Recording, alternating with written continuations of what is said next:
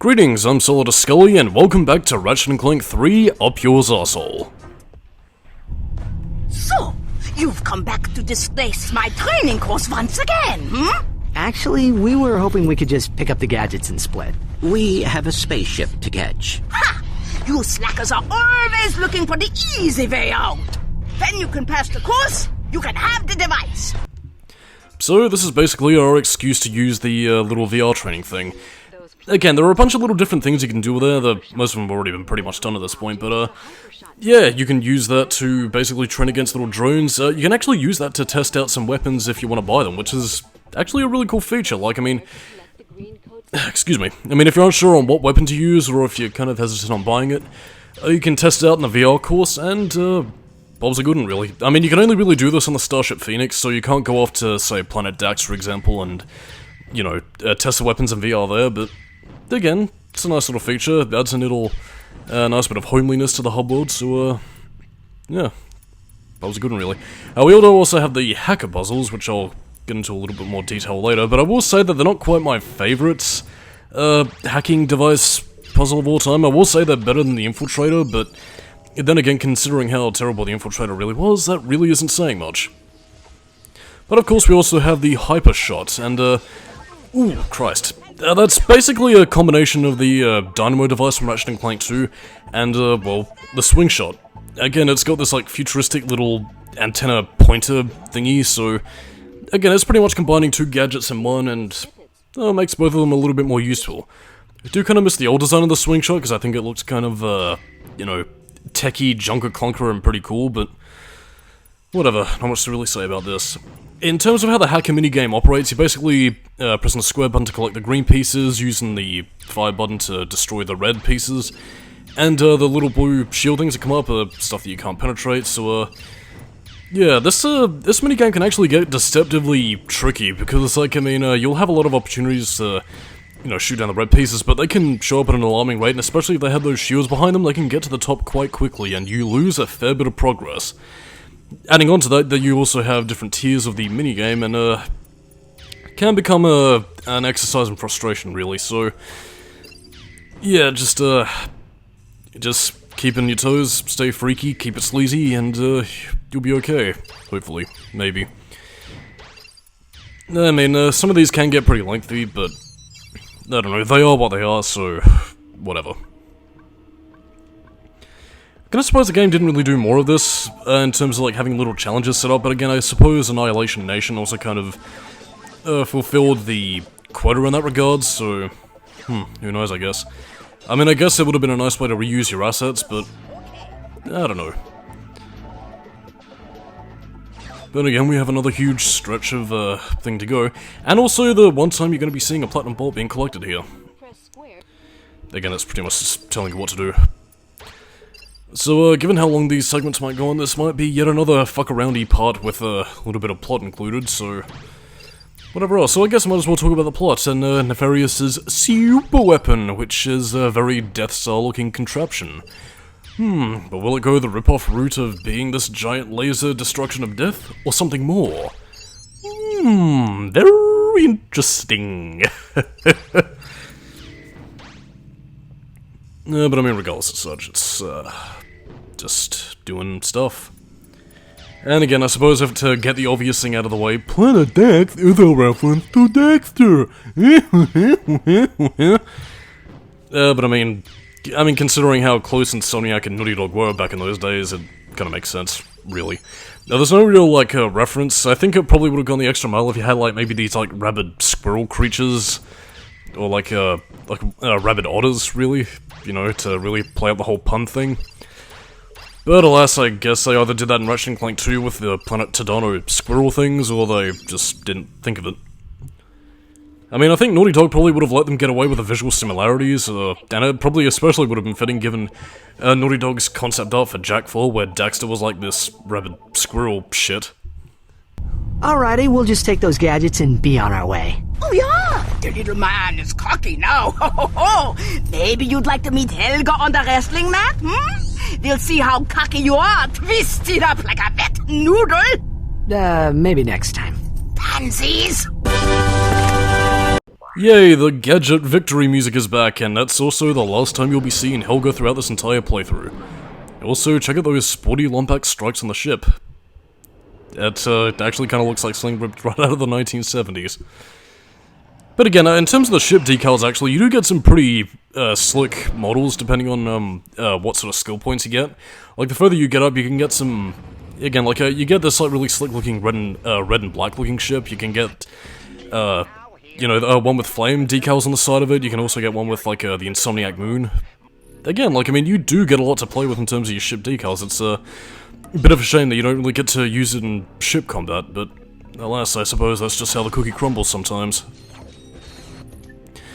But yeah, as a bit of a throwback to classic Ratchet and Clank, by which I mean the level design of 1 and 2, yeah, this does what I was describing in the last part, where it has like a level that sort of forks into 3 different pathways. Again, you got the main pathway, which is dealing with the main story here.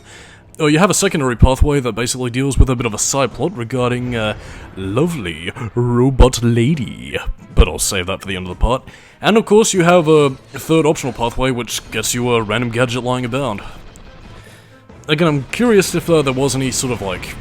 Well, again, we'll talk about it later in regards to a certain other gadget that's just sort of hidden out of the way, but...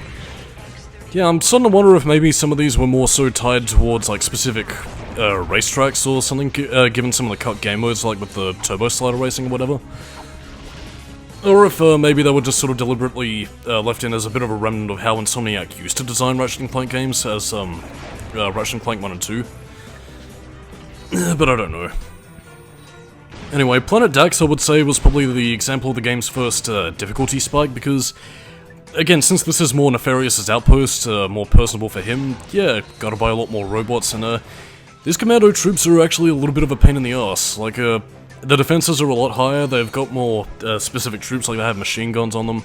As you could see being taken care of just right there, you saw some snipers, which, well, can get a better review, and of course, as you saw previously with that giant robot, it's also where we start getting the more armor-heavy foes, so you gotta take down their armor and blow them up.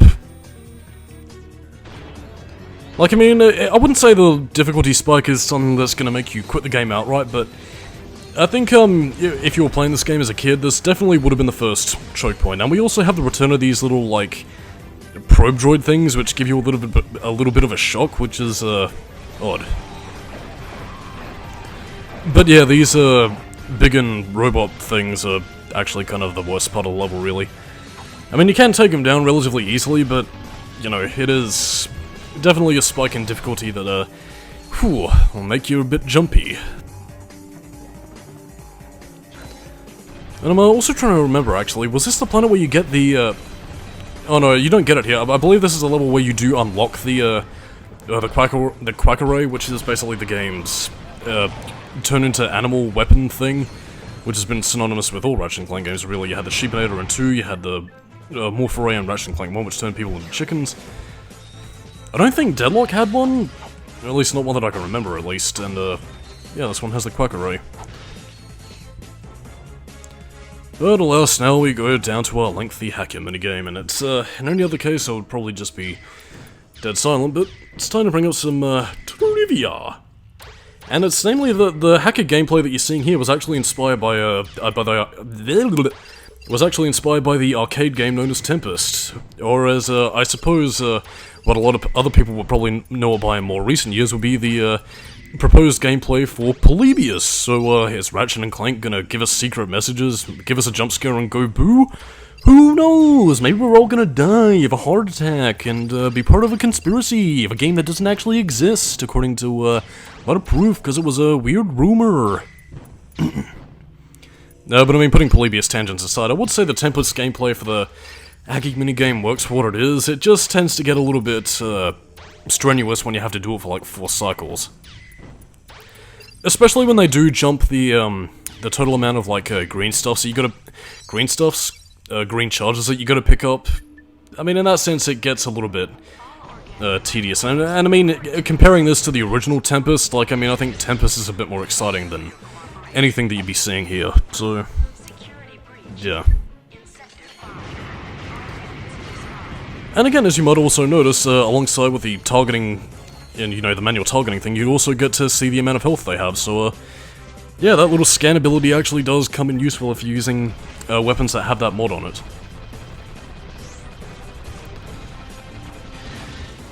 Yeah, again, you're also going to get a lot of great use out of the mini turret guns around here.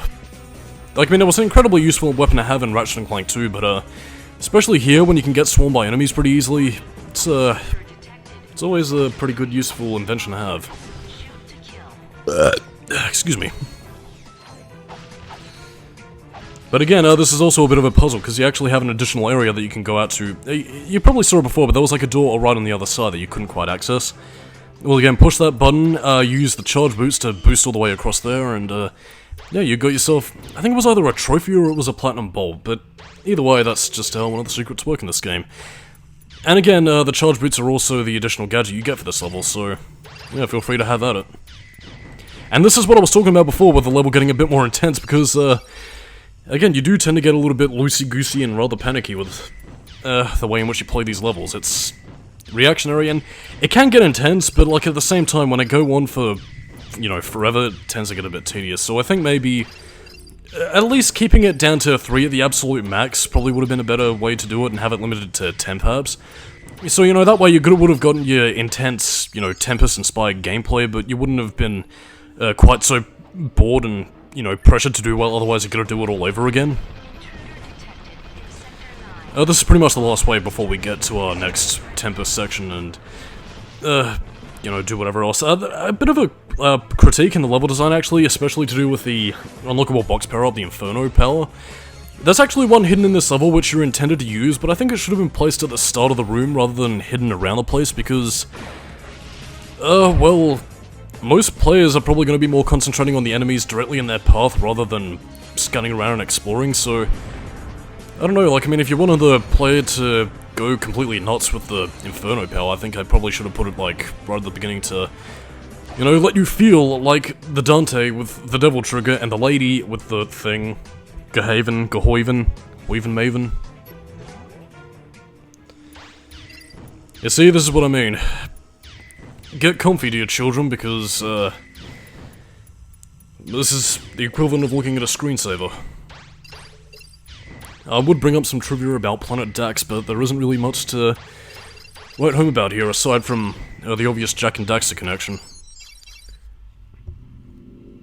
I suppose another bit of trivia I can bring up about Ratchet and Clank is that I believe they also ended up changing, it was either their animation software or something else around this point, because I think for Ratchet and Clank 1 or 2 they were using like Autodesk Maya to animate their cutscenes, whereas this time around they were using, I think, their own, like, in-house software, so yeah, I get the impression that Insomniac wanted to rely a little bit less on licensed stuff and really start coming up as their own sort of developers, rather than just relying on a lot of industry standard stuff, and that's the sort of frustrating part you have to do there. But I don't know, really. I guess maybe this was the sort of thing that they were trying to edge away from and just make a name for themselves, although, then again, like, actually having worked in, well, I haven't worked in game development, obviously, well, as far as you know, but I mean, at least working in the sort of environment, in the office environment where you do have to know your shit in regards to specific, like, office-made stuff, like, there is a certain frustrating aspect, because, like, I mean, if one of those people who leaves a company ended up developing something that's integral to your work, yeah, that can become a bit of a problem, which is probably why you have, like, you know, industrial produced software purely for, you know, office use, whereas economy packages don't really tend to have this problem, because you can get easy tech support for that kind of stuff, whereas in an office environment, especially if you have one person specific to work on something, yeah, that's, you're pretty much relying on them, which I guess probably makes them a little bit more worthy in terms of hiring material, but I don't know. That was just kind of a bit of a ramble on my part, but then again, what the fuck do you want from me? This Tempest thing is going on forever, and I probably should have cut this down a little bit, but whatever, I've fulfilled the quota, and we don't have to see this for a while, so, whoopee. Thank fuckity fuck goodness. This terminal should give us high-level access to all of Nefarious's project files. I found something. I am afraid it does not look good. Bio-obliterator? Huh. I see what you mean. What exactly does it do? That information has been deleted. Uh-oh. Well, where is this thing? Location unknown. However, a large transport vessel left this facility yesterday. It was headed for the Obani moon system. The Obani moons, huh? Well, we better check it out. Oh, the Obani Moons, by far one of my favourite levels in the entire game, and I'm really excited to get there. Verily, old chap. No, but I'm very excited to get there. But we shall save that for later. In the meantime, we gotta go off and grab some charge boots, and of course, fulfill the rest of Planet Dax. Which is a reference to Jak and Daxter from Jak and Daxter. It's kind of, thought I had a tangent to say about that, but not really. I was gonna bring up about how, like, Ratchet and Clank and Jak and Daxter reference each other, but I don't think they've really done that in years at this point. I guess partially because Jak and Daxter has kind of faded into the ether ever since, like, Lost Frontier, and the fact that Ratchet and Clank has kind of moved on, I guess. Well, I guess that, and maybe because Naughty Dog is also now currently producing big boy games with, like, realistic zombie drama soap opera bullshit.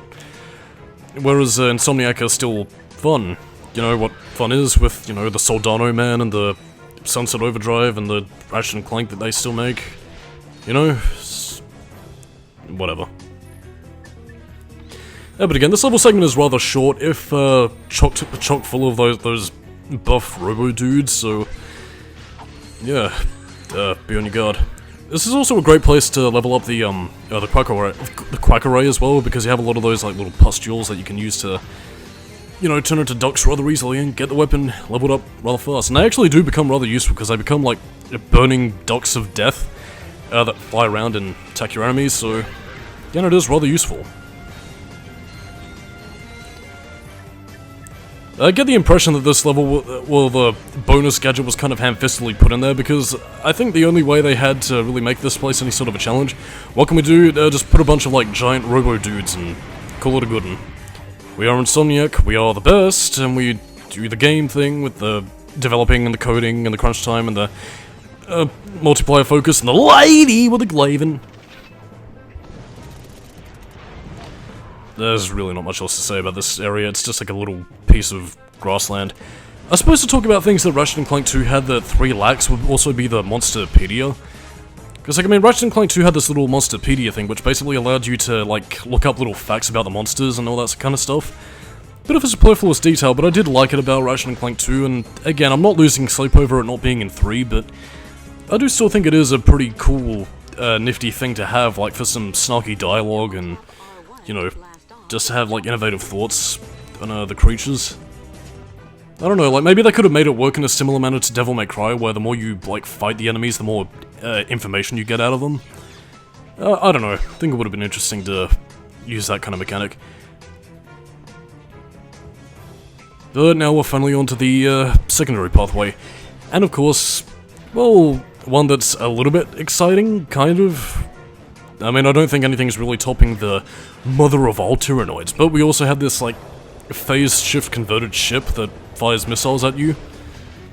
I don't know, it's a decent set piece, but we'll be back.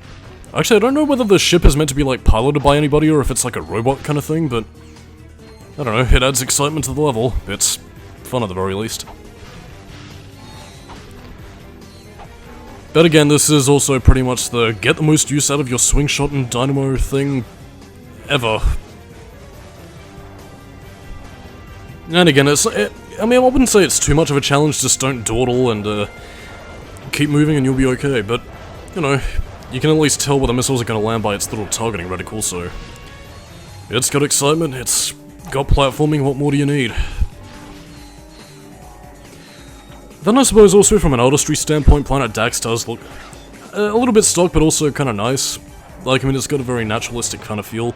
It's got a bit of tech, it's got a bit of, you know, the serene aqua life.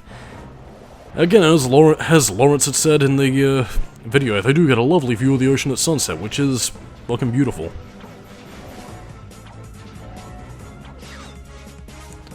But I mean, otherwise, this level is just kind of forgettable in a lot of other aspects. But then again, I suppose you can't really have exciting levels all the time, or everything just tends to blend together after a while, so in terms of how the game peaks and troughs, I think it has a nice ratio. Yes, this is indeed Solidus-Skully's math lesson about the ratio of the best games of ever. No, whatever. But this, of course, is where things begin to get intense, because now we have a fight against the phase shift converted ship thing. But again, if you've upgraded your weapons decently at this point, you can actually do some serious damage. The absolute worst thing you have to worry about is the ship phasing in and out and teleporting away. But even then, it's really just a matter of inevitability at this point. And again, if you upgrade the flux rifle enough, this thing can do some pretty serious damage, dude. Like, I mean, you gotta be stationary while using it, honestly, unless, of course, you plan to be the best and hashtag no-scope 360 the people jumping around and doing meme shit or whatever. But yeah, the mini turret gun is quite useful here, no matter how many lasers it fires out at you. But anyway, with the ship destroyed, I'm Solidus-Skully, keeping you metal, and next time on the Ratchet and Clank 3 Up Yours Arsehole commentary, you'll be seeing something fun. Check it out. Looks like somebody's a big fan of Courtney Gears. Courtney who? Come on, remember that bombshell handing out prizes on Annihilation Nation? Ah, yes. Her specifications were remarkable. Yeah, well, she's not the hottest pop star in the galaxy because of her singing. That is odd. It appears this computer was recently used to edit one of her music videos. Oh, let's watch it! I mean, you know, it may contain a clue or something.